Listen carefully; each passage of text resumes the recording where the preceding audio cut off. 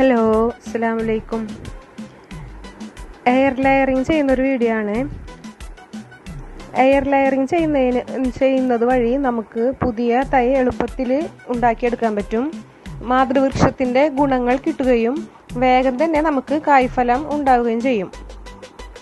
അതിനായി നമ്മൾ എടുത്തിട്ടുള്ളത് കുറച്ച് ചകിരിച്ചോറ്, കുറച്ച് ചാണകപ്പൊടി, ഒരു വള്ളി കെട്ടാൻ വേണ്ടി ഒരു വള്ളി, മിശ്രിതം നിറക്കാൻ വേണ്ടി ഒരു പ്ലാസ്റ്റിക് കവർ, ഒരു മൂർച്ചയുള്ളൊരു കത്തിയും നമുക്ക് ആവശ്യമാണ്.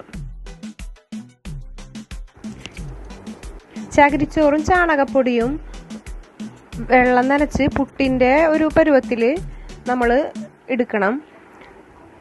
അധികം വെള്ളവും പാടില്ല, എന്നാൽ തീരെ നനവില്ലാതിരിക്കാനും പാടില്ല. ഞാൻ എൻ്റെ സീഡ്ലെസ് ലെമണിലാണ് ലെയർ ചെയ്യുന്നത്. അധികം മൂത്തതോ ഇളയതോ അല്ലാത്ത കൊമ്പാണ് നമ്മൾ ലെയർ ചെയ്യാൻ വേണ്ടി എടുക്കേണ്ടത്.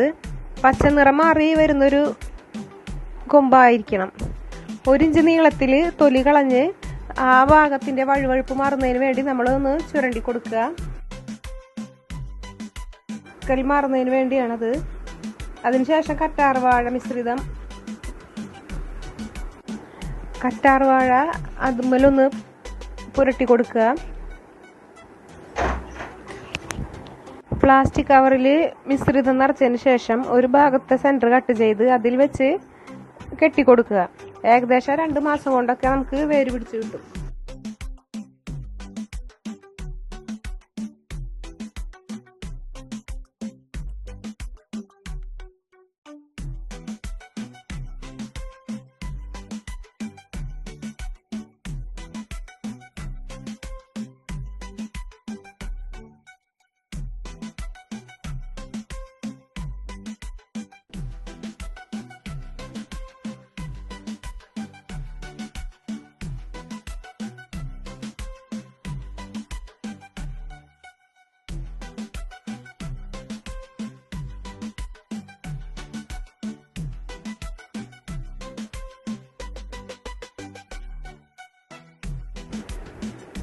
ഇത് മുമ്പ് ഞാൻ നട്ട പുതിന ചെടിയായിരുന്നു.